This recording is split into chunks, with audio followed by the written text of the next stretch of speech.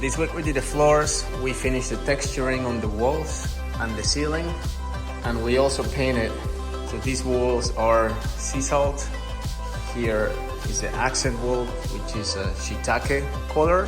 We also installed the pocket door.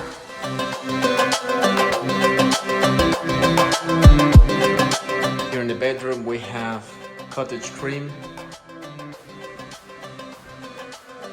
And here we have shiitake accent.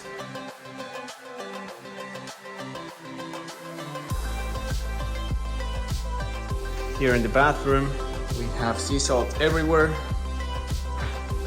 Looks pretty good.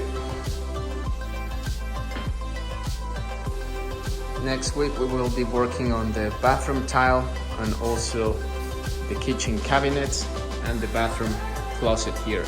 Thank you for watching, and we'll see you next week.